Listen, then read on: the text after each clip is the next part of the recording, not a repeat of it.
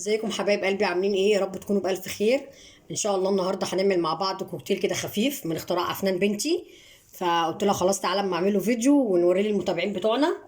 موز ورمان ولبن وسكر بس. طبعا مش بقى مقادير معينه، الكميه اللي انت عاوزه تعمليها اعمليها. هنجيب الكبه ونحط فيها مقدار موزايه مثلا. تمام. وهنحط معاها شويه رمان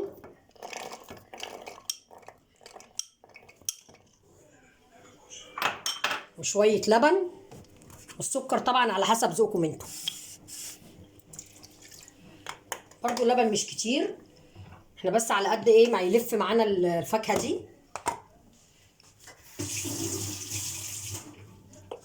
معلقتين مثلا من السكر ونضربهم كويس مع بعض. نجيب الكبه بتاعتنا كده.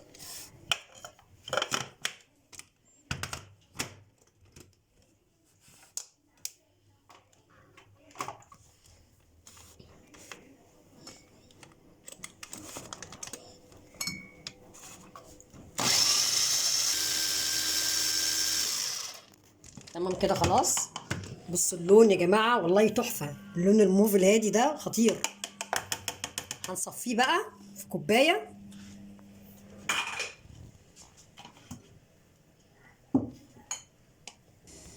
صفيت العصير بتاعنا اهو. هنجيب بقى رمان، معلقه رمان كده نحطها من تحت في الكاس بتاعنا او في الطبق، وعليهم كده كام شريحه من الموز. هنحط من العصير بتاعنا اللي ريحته وطعمه تحفه ده ولونه خطير. رمان تاني.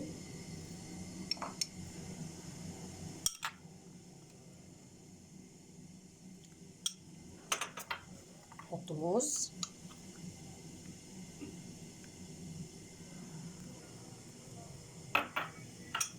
نحط بقى العصير.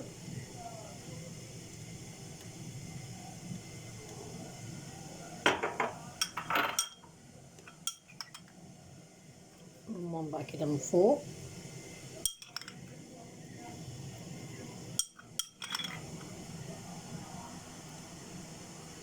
بصوا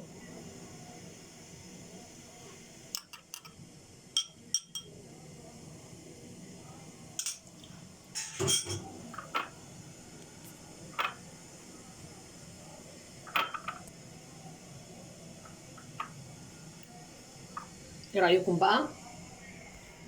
خطير وشكله تحفه وطعمه احلى وما بياخدش وقت خالص. وادعوا لافنان بنتي ربنا يكرمها وتنجح ان شاء الله بمجموع كويس على الاختراع الهايل بتاعها دوت. واشوفكم ان شاء الله على خير في فيديو جديد. حطوا لايك.